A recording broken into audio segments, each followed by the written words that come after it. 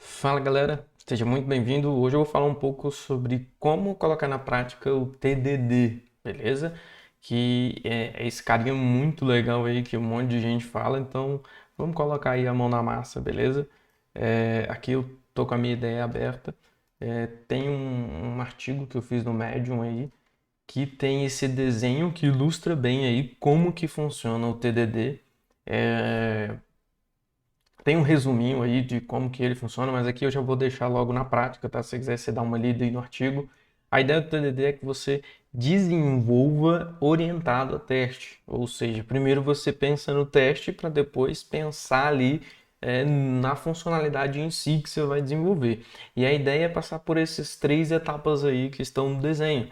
É você escrever um teste da sua funcionalidade, que você entendeu, já sabe o que essa funcionalidade vai fazer.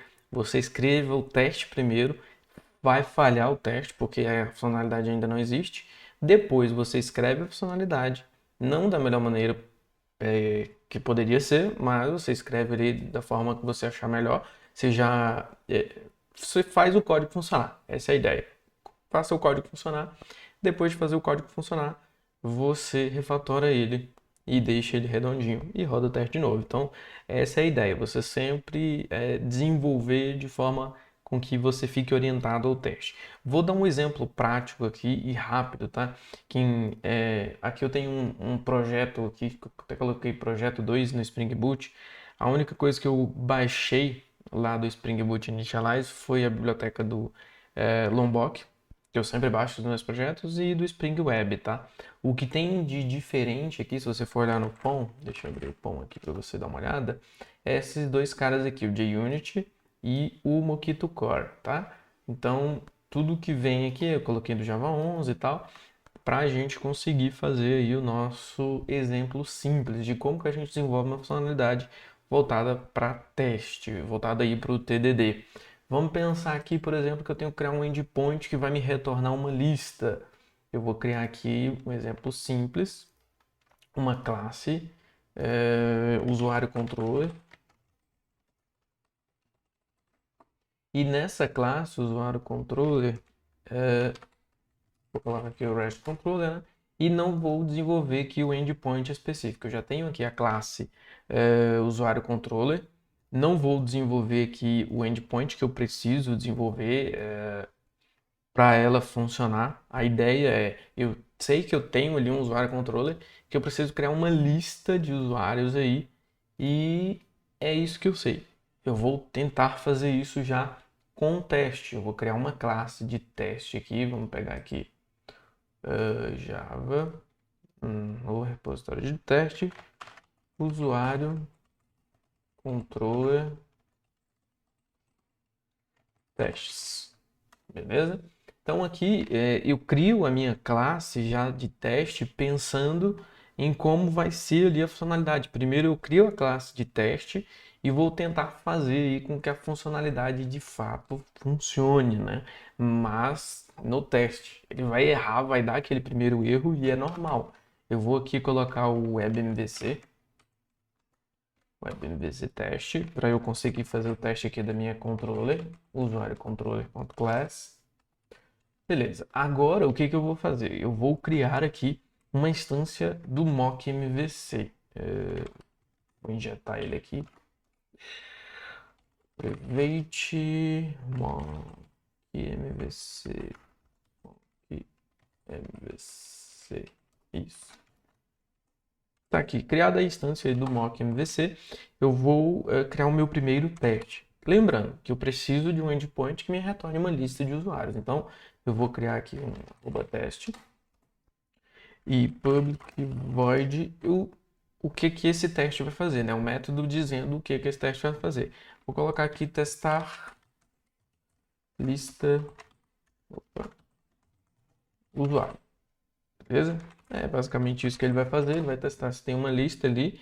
Ele vai acessar um endpoint aqui do mock-mvc form. Aí eu vou chamar aqui uma biblioteca que é mock request builder, cadê builder? mock request, opa, request builders. Ele vai fazer o get aqui. Vou chamar aqui um endpoint que não existe ainda, não criei a funcionalidade, mas eu vou chamar ele de, por exemplo, usuário, tá? Que aí vai ser um get para esse usuário, ele vai retornar aqui uma lista de usuários, beleza? Então, assim que eu acessar esse cara, eu posso aqui printar o teste para mostrar mais resultados aqui, para a gente ter uma visibilidade melhor. Handler. Handlers.print. E agora eu vou mostrar a expectativa que eu tenho de quando ele tiver que acessar esse endpoint, o que eu preciso de ter resultado. Eu posso testar aqui, eu quero que me retorne pelo menos um array. Poderia colocar qualquer outra coisa, mas esse é o objetivo do meu endpoint, é retornar uma lista, então eu verifico se nessa lista, se isso aqui é de verdade um array, e é isso aí, MVC result matches, ali, result matches. E aqui eu coloco o JSON path. Tá, agora aqui eu vejo se o JSON que está vindo da minha requisição ali, que eu estou fazendo para o meu endpoint, ele de fato é um array. Então eu posso vir aqui, is array. Pronto. Meu teste feito, o perform está reclamando aqui, para adicionar uma exception, throws exception aqui. Agora eu vou rodar o meu teste. Vou rodar ele aqui. É claro que assim que eu rodar o meu teste, ele vai falhar. Por quê? Porque essa é a primeira etapa. Vamos lá no desenho de novo. A primeira etapa é escreva um teste que falhe. Ele tem que falhar mesmo. Vamos ver aqui, tá rodando. Por que ele vai falhar? Porque a funcionalidade não existe. Mas eu já pensei, já projetei qual vai ser a funcionalidade e escrevi um teste para essa funcionalidade. Então, beleza, eu quero um endpoint que me retorne um array. Ponto. Essa é a funcionalidade que eu quero. Então, depois disso, eu vou lá no usuário controller e retorno um array. Eu vou vir aqui, por exemplo, posso criar uma entidade de usuário. Vamos colocar aqui uma entidade de usuário. Arroba data e arroba builder também, né? Pra gente precisar construir esse usuário. Enfim, a gente consegue construir aqui. Arroba builder. E aqui o que eu vou fazer? Eu vou colocar aqui o private string nome. Vou deixar esse cara só com o nome mesmo, tá? Pra gente ser rápido no exemplo. Agora eu vou retornar uma lista desse cara. Beleza, agora eu vou pensar em como construir a minha funcionalidade. Eu vou colocar aqui um arroba getMapping public. Ele vai retornar uma lista de usuários. Então, beleza. Então, eu tenho aqui uma lista de usuários, que é o que eu quero que ele retorne. Get usuário. Ele vai me retornar aqui essa lista de usuários. Beleza, agora eu tenho que mapear o meu endpoint aqui, né? Request mapping / usuário. Mapeado aqui o meu endpoint, o que eu posso fazer? Agora eu vou ter que, de fato, criar a funcionalidade. Eu tenho que retornar uma lista aqui de usuários. Se eu colocar uma lista vazia, já funciona, o teste já vai passar. Então eu posso criar aqui, por exemplo, uma entidade usuário. New usuário. Nathaniel. Beleza, eu tenho aqui a entidade usuário, eu já criei, só que eu preciso de uma lista, então eu vou criar uma lista aqui, usuário, eu vou chamar de usuários, e nessa lista eu adiciono aqui um array list, new array list, e agora em usuários eu adiciono o usuário.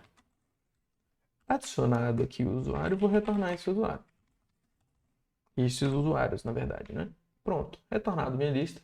Fiz a funcionalidade, isso aqui atende o meu teste, é o que eu quero que aconteça, eu quero ter um endpoint, rodo o meu teste lá de novo, que esse é já o segundo passo do desenho, faça o seu código funcionar. Então eu vou aqui, vou fazer o meu código funcionar, vamos rodar.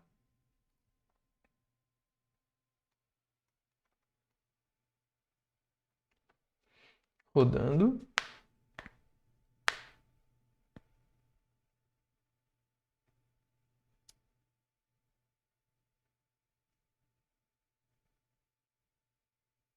Bingo! O código funcionou. Aqui eu tenho a descrição do que ele retornou. Ele retornou 200 e retornou o corpo aqui com um array. O nome Nathaniel.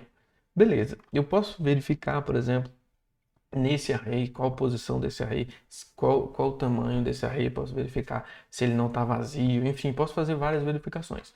Mas a ideia aqui é a gente seguir o desenvolvimento que eu tenho, o código já está funcionando, meu teste, eu já errei no teste, eu criei o teste primeiro e meu código está funcionando. Bom, tem alguma forma de eu refatorar, deixar o código um pouco melhor, tirar redundância, sei lá, fazer alguma outra coisa que melhore o meu código? Vamos ver. Então, aqui a gente pode vir aqui, ó. Por exemplo, eu não preciso instanciar ele dessa forma, eu posso criar um builder e eu não preciso criar uma lista dessa forma aqui. A partir do Java 8 você já consegue fazer assim, ó. Arrays.asList e colocar aqui os objetos que você quer.